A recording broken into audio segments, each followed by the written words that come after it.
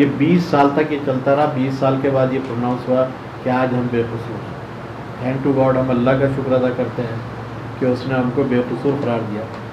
लेकिन सवाल बहरहाल हम इस सिस्टम पे खड़ा करते हैं कि ये जो मेंटल ट्रॉमा से जो लोग गुजरे हैं, जिनके जॉब गए हैं, जिनके कारोबार मुतासिर हुए, जिनके रिश्ते नहीं हुए, जो रिश्ते टूटे हैं, ये जो लॉसेस है इसको कौन कंपनसेट करेगा?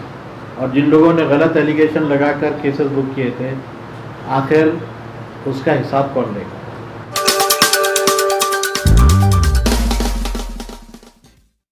आप सब जानते हैं कि 2001 दिसंबर 2001 को सूरत पुलिस ने तकरीबन 123 लोगों को 123 मुस्लिम्स को UPA 1967 के तहत गिरफ्तार किया और उन पर जो एलिगेशन लगाए गए थे वो ये थे कि इनका जो कनेक्शन सिमी जैसी बैंड ऑर्गेनाइजेशन से और ये सिमी की गतिविधियों को प्रमोट करने के लिए और उसको आगे बढ़ाने के लिए यहाँ पर लोग हैं, ये उनका बेसिक एलिगेशन था। उसके लिए उन्होंने जो कुछ सबूत वगैरह प्रोवाइड किए थे उसमें सिमी के फॉर्म्स से कुछ उर्दू लिटरेचर था और कुछ सिम कार्ड्स वगैरह था। लेकिन आप सब जानते हैं कि 2001 से ये केस अंडर ट्रायल था और चलते चलते तकरीबन 20 साल के बाद 6 मार्च 2021 में उसका फैसला हुआ। इसमें जज जो थे हमारे दवे साहब, उन्होंने प्रोसिक्यूशन की तमाम दलीलों को नेगलेक्ट करते हुए और तमाम जो आर्गूमेंट्स थे उनको अनसेटिस्फैक्ट्री और नॉट रिलायबल कहकर जो एलिगेशन UAPA के दिफा का लगाया गया था उसको इनवैलिड करार दिया। एक लाइन में अगर कहा जाए तो ये कि ये पूरा जो करतबबाजी की गई थी उसको उन्होंने एक जुमले में ख़त्म किया कि ये दफ़ा जो लगाई गई है ये इनवैलिड है और प्रोसिक्यूशन ये साबित करने में कामयाब नहीं हुआ। ये सब लोग सिमी के हैं और सिमी को प्रमोट करने के लिए जमा हुए थे, बल्कि इसके अलावा जो कुछ एविडेंसेस उनको मिले हैं उसमें ये एक एजुकेशनल सेमिनार था जिसके अंदर तकरीबन मुल्क से 400 लोग के करीब जमा होना थे। पहले दिन क्योंकि ट्रेनें वगैरह जल्दी आ जाती है, तकरीबन 127 के करीब लोग वहाँ जमा हो गए थे। दूसरे दिन से सेमिनार शुरू होना, ये उनकी ऑफिशियल रिपोर्ट्स के अंदर पुलिस ने इसको एक्सेप्ट किया है कि ये all India minority education board का प्रोग्राम था और इसका सेशन कल से शुरू होना। हमारे वकील यानी डिफेंस लॉयर्स की जो कुछ आर्गूमेंट्स थे उसमें उन्होंने पहले तो ये कहा कि जो UAPA 1967 एप्लीकेबल इनके ऊपर होता नहीं, इसलिए कि सेंट्रल लॉ है और सेंट्रल लॉ के लिए सेंटर से ही परमिशन लेना जरूरी है, सेंट्रल गवर्नमेंट से। और सेंट्रल गवर्नमेंट अगर परमिशन देती है तो आप ये केस को जो है फर्दर आगे ले जा सकते हैं। लेकिन पुलिस ने सेंट्रल गवर्नमेंट से परमिशन नहीं ली, पुलिस ने स्टेट गवर्नमेंट से परमिशन, जिसको जज ने इनवैलिड करार दिया कि ये लॉ सेंटर का है, परमिशन भी सेंट्रल गवर्नमेंट से लेनी चाहिए। जो दफात उसके अंदर थे उसके अंदर अनलॉफुल असेंबली है। डिफेंस लॉयर का आर्गुमेंट यही था कि जो असेंबली हुई ही नहीं है वो अनलॉफुल कैसे हो सकती है। पुलिस एक्सेप्ट कर रही है कि सेमिनार कल से होना था और कल से होने वाले सेमिनार के लिए आज आप गिरफ्तारी करते हैं तो किस ग्राउंड पे करते हैं? तो जो असेंबली हुई नहीं वो लीगल और इलीगल कैसे करार दी जा सकती। तीसरी बात जो डिफेंस लॉयर की थी वो ये कि हमारे जो कंप्लेनर थे उस वक्त के उस स्टेशन अठोला जो पुलिस स्टेशन है उसके PI पंचोली साहब, पंचोली हमारे कंप्लेनर भी थे और पंचोली ही हमारे इन्वेस्टिगेटिव ऑफिसर भी थे।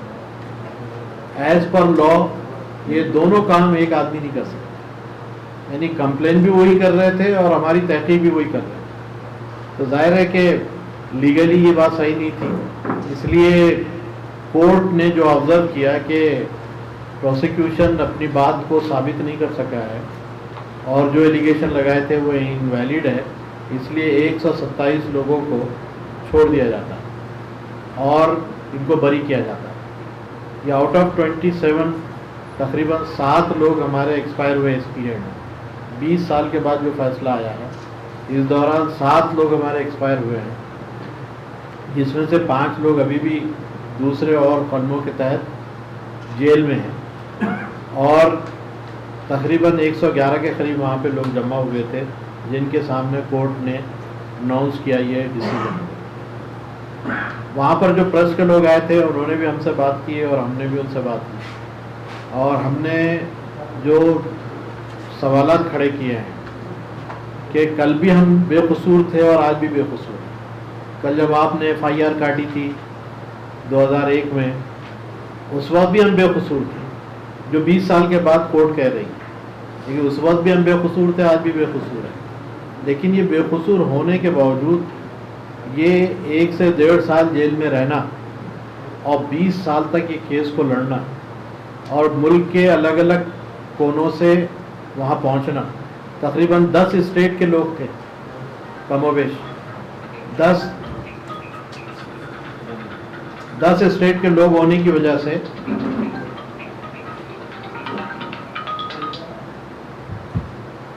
मुख्तलिफ तादाद में वो लोग आए थे और बड़ी परेशानियों से उनको आना पड़ता था। बंगाल से आते थे, तमिलनाडु से आते थे, राजस्थान से आते थे, ट्रेनों में रिजर्वेशन है नहीं है, सर्दी है, धूप है, बारिश है, वो आते थे। जिस वक्त गिरफ्तार किया था उनको पुलिस ने, इस गिरफ्तारी के बाद जो हाइपअप करके जो मीडिया अक्सर जो ट्रायल चलाता है, आप सब लोग जानते हैं, और मेन स्ट्रीम अब तो गोदी मीडिया जिस अंदाज से कहा जा रहा है, वो मीडिया ने जिस अंदाज से हाइपअप करके ये इशू को बनाया था, उससे जो इम्पैक्ट पड़ा है ज़िंदगियों के अंदर। पहली बात तो ये कि हमारी बेल तकरीबन 1.5 साल हमको लग गया बेल भी हाई कोर्ट ने दिया है, नीचे के कोर्ट तैयार ही नहीं। सिमी का नाम सुनते, आतंकवाद का नाम सुनते ही, अनलॉफुल एक्टिविटीज़ का लॉ सुनते ही जो है पेपर बाजू रख दिए जाते थे, कोई सुनवाई नहीं है। और हमारे प्रोसिक्यूशन में जो यानी पीपी थे, उनके बारे में भी आपको इल्म होगा कि वो बीजेपी के टिकट के ऊपर इलेक्शन लड़ रहे हैं। अब ऐसे लोग जब उस साइड हों तो हमारा क्या हाल हो सकता है, अच्छी तरह अंदाजा लगा। जमानतें बड़ी मुश्किल से हुई, तो फिर जो लोग जॉब पर थे उनकी जॉब चलेगी। इतना प्रोपेगेंडा किया गया था कि जहाँ भी लोग जॉब के लिए जाते या तो टर्मिनेट कर दिए गए या नई जॉब उनको मिलने से रही। ऐसे बहुत सारे केसेस हैं। जैसे हमारे जोधपुर यूनिवर्सिटी के एक प्रोफेसर थे जिनका 2005 में प्रमोशन ड्यू था वाइस चांसलर लेकिन महज इस एलिगेशन के नतीजे में वो प्रमोशन उनका रुक गया। वो इस दौरान रिटायर्ड भी हुए और उनकी पेंशन भी रुकी हुई है। जो इस मेंटल ट्रॉमा से उन्होंने ये पूरा पीरियड गुजारा होगा, आप अंदाजा कर सकते हैं। हमारा एक दोस्त जो जर्नलिज्म में जिसने गुजरात यूनिवर्सिटी को टॉप किया है, वो आज मिर्ची बेच रहा है, मसाले स्पाइस बेच रहा है, क्योंकि उसको किसी भी मीडिया हाउस ने सिर्फ इस एलिगेशन के लिए कबूल नहीं किया जो हम पे लगाई। एक जूनियर कॉलेज का लेक्चरर जब उसको टर्मिनेट किया गया तो वो ऑटो रिक्शा इस वक्त चला रहा है, आज भी ऑटो रिक्शा चला रहा है। लोगों के शादियां जो होने वाली थी वो ब्रेकअप हो गए। खुद एक ऐसी मिसाल है हमारे पास कि 100 से ज़्यादा लड़कियों के माँ बाप ने उसको रिजेक्ट कर दिया, इसलिए कि इसका ताल्लुक जो है दहशतगर्दों से था या ये कि सीबी जैसी ऑर्गेनाइजेशन से इसका ताल्लुक। तो एलिगेशन जो लगाए गए हैं उस पर जो इम्पैक्ट पड़ा है, बच्चों के एजुकेशन पे पड़ा है, फैमिली के ट्रॉमा पे पड़ा है, जॉब पे पड़ा है, कारोबार के डिस्टर्बेंस पे पड़ा है। फिर हर महीने कोर्ट की तारीख को जाना है, अगली तारीख लेकर आना है, उस तारीख पे कुछ नहीं होता। अगली तारीख मिलती थी, वो लेकर आते थे, फिर अगली तारीख की तैयारी करते थे। अपने जेब से आना जाना, अपने जेब से कोर्ट के पैसे देना, फीस अदा करना वकील की, ये 20 साल तक ये चलता रहा। 20 साल के बाद ये प्रोनाउंस हुआ कि आज हम बेकसूर हैं। थैंक टू गॉड, हम अल्लाह का शुक्र अदा करते हैं कि उसने हमको बेकसूर करार दिया।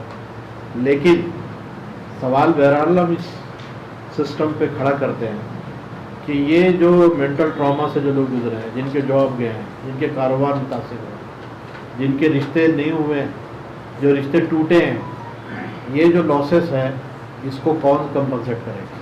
और जिन लोगों ने गलत एलिगेशन लगाकर केसेस बुक किए थे, आखिर उसका हिसाब कौन लेगा? ये सिस्टम पर एक क्वेश्चन है, और इस क्वेश्चन के साथ मैं ये कॉन्फ्रेंस को ओपन करता हूँ। आपके जो भी सवाल होंगे मैं देने की कोशिश करूँगा, क्योंकि मैं भी उसमें एक जो विक्टिम हूँ उस पूरे सिस्टम का, और 20 साल से मैंने भी ये केस को भुगता है। क्योंकि हमारे शहर से मैं अकेला था, ये हमारे अब्दुल रज़ाक मेमन, ये जालना से इनका ताल्लुक़ है, ये भी मेरे साथ थे, और 127 को जो बरी किया उसमें से ये भी है। इस मराठवाड़ा से हम 2 थे जो सेमिनार को अटेंड जिन्होंने किया था, और 6 मार्च 2021 को कोर्ट ने उनको बरी किया।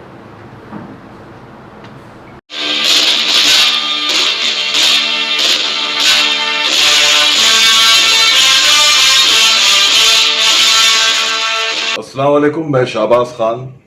औरंगाबाद अपडेट्स को मैं बहुत बहुत मुबारकबाद देता हूं। बड़ा अच्छा चैनल है, और आज इसी की जानिब इस चैनल के जरिए, इसके प्लेटफॉर्म से औरंगाबाद के सारे लोगों से बात करने के लिए हम लोग हाजिर हुए हैं मुंबई से। तो बहुत मुबारक हो औरंगाबाद अपडेट्स को। जय हिंद।